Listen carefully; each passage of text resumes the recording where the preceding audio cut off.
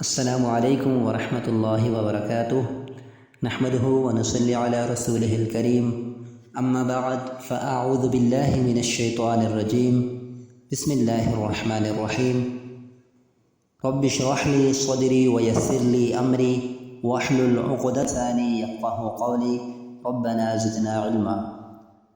معزز طلباء و طالبات، آج ہمارا لیسن نمبر 21 ہے، جو کہ سورہ بقرہ کی آیہ مبارکہ 54 تا 59 پر مشتمل ہے، یعنی 6 آیات آج ہمارے اس سبق کا حصہ ہوں گی انشاءاللہ۔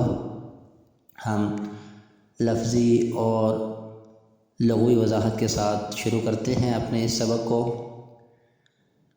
وَإِذْ، اور جب قال کہا تھا موسیٰ علیہ السلام نے لقومہ اپنی قوم کو، یا قوم سے، لے کا مطلب کو بھی ہو سکتا ہے، سے بھی دیا جا سکتا ہے۔ یا قوم ہے میری قوم، قوم کہتے ہیں لوگوں کو، یہاں موسیٰ علیہ السلام کی قوم سے مراد بنی اسرائیل ہے۔ کیا کہا تھا موسیٰ علیہ السلام نے اپنی قوم سے؟ انکم، بے شک تم نے، ظلمتم، ظلم کیا، ناانصافی کا ارتکاب کیا، انفسکم، اپنی جانوں پر، یعنی اپنا نقصان کیا۔ کیوں؟ باتخاذکم العجل، باوجہ تمہارا بنا لینا بچھڑے کو، یعنی معبود، بریکٹ میں کیا لکھنا ہے؟ معبود۔ بے کے معنی کیا ہے؟ باوجہ، سبب سے۔ اتخاذ، پکڑنا، بنا لینا، اپنانا۔ اخذ یا اخذ مادہ ہے۔ کم، تمہارا، العجل، بچھڑے کو۔ جیسا کہ ہم بتا چکے ہیں کہ انہوں نے بچھڑے کو معبود بنایا، تو موسیٰ علیہ السلام نے واپس آ کر انہیں کہا کہ تم نے ایسا کر کے بہت بڑا زیادتی اور ظلم والا کام کیا، اور نقصان اپنا ہی کیا، کیونکہ ظاہر سی بات ہے شرک کرنے والا اللہ کی نگاہ میں مغضوب ٹھہرتا ہے، اور اس کے انعامات سے اور جو ہے وہ اس کی ہر طرح کی بلائی سے محروم کر دیا جاتا ہے آخرت میں ہمیشہ کے لیے۔ تو اب کیا کرو؟ فتوبو، تو توبہ طائب ہو جاؤ، رجوع کرو، پلٹو، الی بارئکم، اپنے بنانے والے کی طرف، یعنی اللہ تعالیٰ کی طرف۔ بارئ کا مادہ ہے با را حمزہ، اس کا مطلب ہوتا ہے بغیر مادے کے کوئی چیز پیدا کرنا۔ ایک تو یہ تھا نا خلق پیدا کرنا، لیکن خلق میں کیا تھا؟ عدم سے وجود میں لانا۔ جب کسی چیز کا کانسیپٹ نہیں تو اس کو ایجاد کرنا، لیکن یہاں پر کیا ہے کہ بغیر مادے کے کسی چیز کو بنانا، وجود میں لانا، یعنی کہ ظاہر سی بات ہے جو بھی چیز کائنات میں پیدا ہوئی اس کا بنانے والا، اس کو عدم سے وجود میں لانے والا اللہ تعالیٰ ہی ہے۔ تو ہم کہتے ہیں اردو میں اللہ باری تعالیٰ، ذات باری تعالیٰ، تو اس کا مطلب ہوتا ہے بنانے والا۔ تو توبہ کرو، پلٹو، رجوع کرو اپنے بنانے والے کی طرف، یعنی اس گناہ کی معافی مانگو۔ فقتلوا، پس قتل کرو، مارو، انفسکم، اپنی جانوں کو، یعنی اپنے لوگوں کو۔ مراد یہ ہے کہ جن لوگوں نے شرک کی ان کو قتل کر دیا جائے، کیونکہ اس امت میں بنی اسرائیل کی شریعت میں دراصل شرک جیسے سنگین گناہ کی معافی کے لیے لازمی تھا کہ مشرک کو قتل کر دیا جائے، پھر اللہ تعالیٰ مشرک کو معاف کر دیتا۔ ذالکم، تمہارا یہ، یعنی تمہارا ایسا کرنا، خیر لکم، تمہارے لیے بہتر ہے، اچھا ہے، عند بارئکم، تمہارے پیدا کرنے والے کے نزدیک، یعنی اللہ کی نگاہ میں تمہارا اپنے ان بھائیوں کو قتل کرنا جنہوں نے شرک کیا ہے زیادہ بہتر ہے، افضل ہے ان کو معاف کرنے سے۔ فتاب علیکم، پھر وہ مہربان ہوا تم پر، یعنی اللہ نے تم پر کرم فرمایا، مہربانی فرمائی، تمہارا قصور معاف کیا۔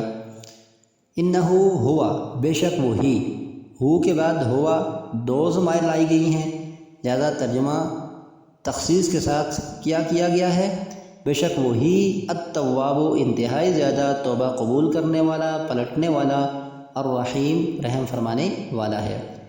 وَإِذْ قُلْتُمْ، اور جب کہا تھا تم نے، یعنی بنی اسرائیل نے، یا موسیٰ، ہے موسیٰ، لن نؤمن، ہم ہرگز ایمان نہیں لائیں گے، قطعی طور پر ہم نہیں مانیں گے، لکا تجھ پر یا تجھ کو، ہم ہرگز نہیں تجھ کو مانیں گے، یعنی رسول تسلیم نہیں کریں گے، یا تجھ پر ایمان ہم لانے والے قطعی طور پر نہیں ہے۔ لام قطعی طور پر نفی کے لیے استعمال ہوتا ہے، جیسے انگلش میں نیور، یہ بات ہے۔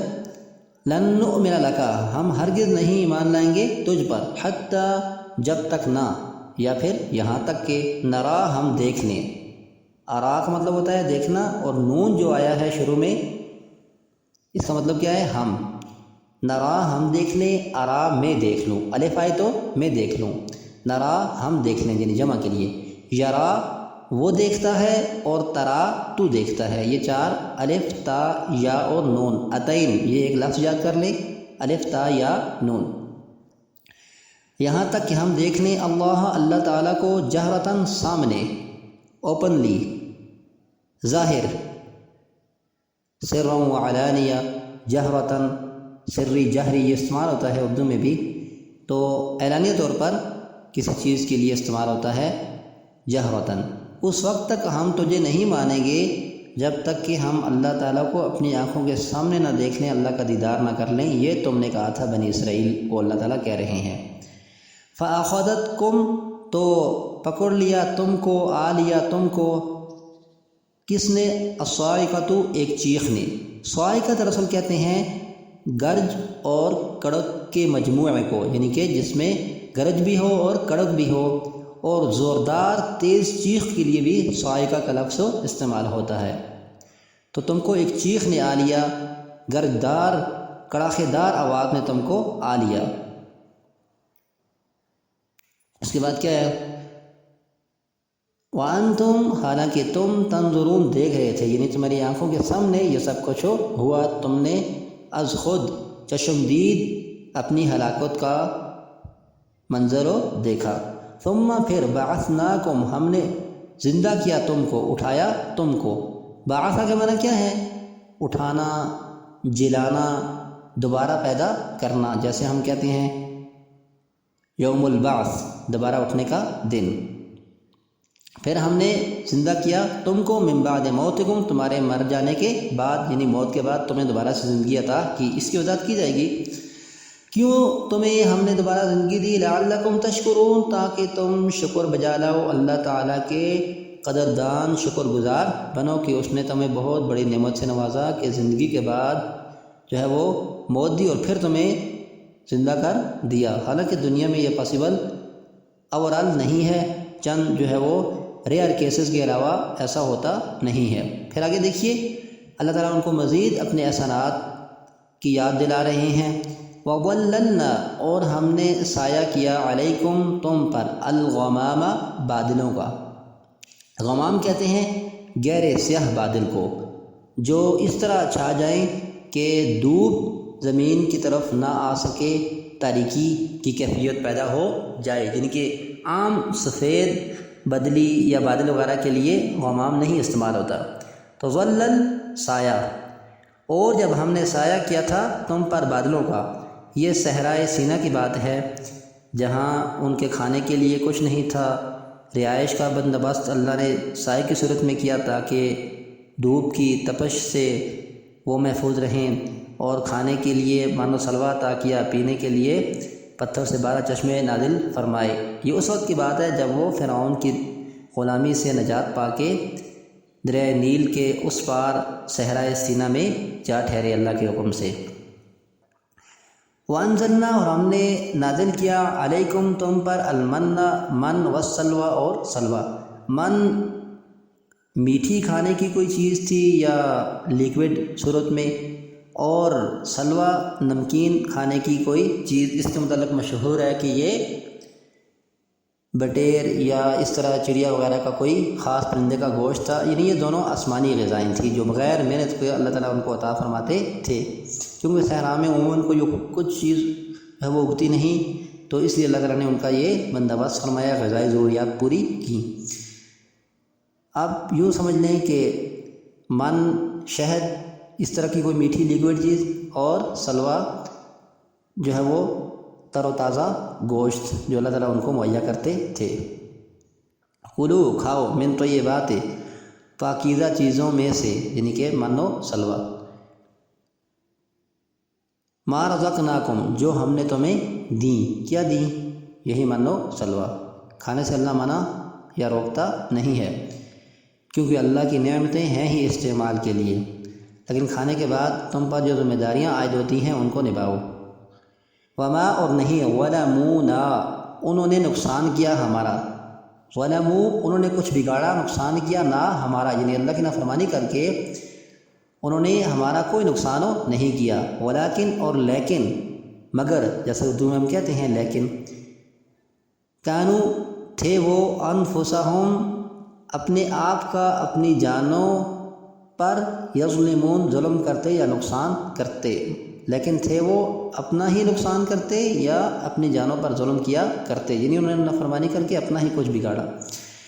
وَإِذْ قُلْنَا اور جب ہم نے کہا تھا، وَإِذْ قُلْنَا اور جب ہم نے کہا تھا، ادخلوا داخل ہو جاؤ، هذه القرية اس بستی میں، قریہ آپ اردو میں استعمال کرتے ہیں بستی کے لیے، چھوٹی جو گاؤں کی مختلف رہائشیں ہیں، مثال کے طور پر محلے سے کچھ بڑا، ٹاؤن سے کچھ چھوٹا، تو اس کے لیے کیا استعمال ہوتا ہے؟ قریہ۔ اور جب کہا تھا ہم نے داخل ہو جاؤ اس بستی میں، حاض ہی کیوں آیا ہے؟ اس لیے کہ قریۃن مؤنث ہے، تا آخر میں مؤنث کو ظاہر کر رہی ہے، تا دو پیشتن، اور اگر مذکر ہوتا تو حاضا ہوتا۔ فکلوا پس کھاؤ، منہا اس سے، حیث جہاں یا جس وقت، جیسے پیچھے ہم بتا چکے ہیں کہ یہ ظرف زمان یعنی وقت اور ظرف مکان یعنی جگہ کو ظاہر کرتا ہے، دونوں کے لیے استعمال ہوتا ہے۔ جہاں سے جس وقت، شئتم تم چاہو، پسند کرو، پیچھے ایسا شئتما، وہ کیونکہ دونوں تھے، آدم علیہ السلام اور ان کی اہلیہ حوا علیہ السلام، تسنیہ کا استعمال کیا گیا، یہاں شئتم جمع کے لیے، اور شئتا ہوتا تو ترجمہ کیا ہوتا؟ تو ایک جو ہے وہ چاہ۔ تو جہاں سے جس وقت، شئتم تم چاہو، رغدن کھلا، بے شمار، با فراغت، بلا روک ٹوک۔ اور اس کے بعد کیا ہے؟ وَادْخُلُوا اور داخل ہو جاؤ، الباب دروازے میں یا دروازے سے، سجداً جھکتے ہوئے، سجدہ کرتے ہوئے، وقولوا اور کہو، حطۃ جہاڑ دے، معاف کر دے۔ حطہ کے معنی ہے بوجھ اتار دینا، جہاڑ دینا، تو کیا کر دے؟ جہاڑ دے، یعنی تم دروازے سے داخل ہوتے وقت جھکتے ہوئے داخل ہونا، اور زبان پر تمہارے کیا الفاظ ہونے چاہیے کہ اللہ تعالیٰ جہاڑ دے، یعنی ہمارے گناہوں کو ہم سے دور کر دے، ہٹا دے، مٹا دے۔ کیا فائدہ ہوگا؟ نغفر لکم ہم بخش دیں گے تمہارے لیے، خطایاکم تمہاری خطاؤں کو، گناہوں کو۔ خطا کہتے ہیں ایسے گناہ کو جو انجانے میں سرزد ہو جائے، جان بوجھ کر نہ کیا جائے۔ و اور سا انقریب یا ضرور، سا کے معنی کیا ہے؟ سین زبر سا، انقریب یا ضرور، جیسا کہ ہم نے بتایا تھا شروع میں کہ عربی زبان میں کچھ ایسے حروف بھی ہیں جو الفاظ کا ترجمہ رکھتے ہیں، یعنی کہ الفاظ کے معنی میں استعمال ہوتے ہیں، ٹھیک ہے؟ تو سا کے معنی کیا ہوئے؟ انقریب یا پھر لازمن، ہم بخش دیں گے تمہارے لیے انقریب یا لازمن، کیا بخش دیں گے؟ خطایاکم تمہاری خطاؤں کو، وسنزید اور ہم زیادہ دیں گے، المحسنین نیکی کرنے والوں کو، محسنین کو، اپنے کام کو سنت کے مطابق صحیح طریقے پر کرنے والوں کو ہم زیادہ بخشش دیں گے اور زیادہ نعمتیں عطا کریں گے۔ فا پھر، بدل ڈالا، تبدیل کر دیا، الذین ان لوگوں نے، ظلموا جو ظالم تھے یا جنہوں نے ظلم کیا تھا، کس کو بدل ڈالا؟ قولاً بات کو، یہاں پر آپ اس کے بعد بریکٹ میں لکھیں اس بات کے علاوہ، تو بدل ڈالا ظالم لوگوں نے، ناانصافی کرنے والوں نے بات کو اس بات کے علاوہ، غیر الذی جو نہ، قیل لہم کہی گئی تھی ان کو، یعنی انہیں کہا گیا تھا حطۃ جس کے معنی ہے جہاڑ دے، گناہ معاف کر دے، تو انہوں نے حطۃ کو ایسی بات سے بدل ڈالا اس کو چھوڑ کر جو ان سے نہ کہی گئی تھی، اپنی طرف سے انہوں نے حنطۃ کہنا شروع کر دیا، جس کا مطلب ہے گندم، غذا وغیرہ، گیہوں وغیرہ۔ پھر کیا ہوا؟ فَأَنزَلْنَا عَلَى الَّذِينَ ظَلَمُوا، پھر ہم نے نازل کیا ان لوگوں پر جو ظالم تھے، رجزاً، ایک عذاب.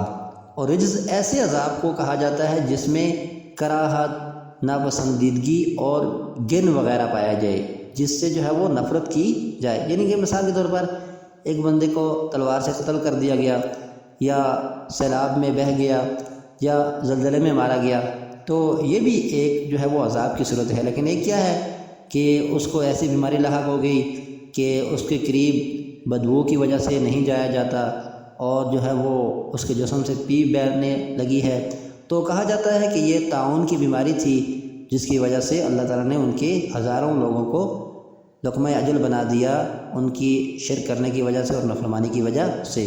تو پھر اتارا ہم نے ان لوگوں پر جنہوں نے ظلم کیا تھا کراہت آمیز عذاب، ناپسندیدہ ترین عذاب، من السماء، آسمان یعنی اوپر سے، آسمانی آفت تھی یہ، بما اس لیے کہ، یا اس کی وجہ سے جو، کانو وہ تھے، یفسقون نافرمانی کیا کرتے، اللہ تعالیٰ کی حدود کو پامال کیا کرتے.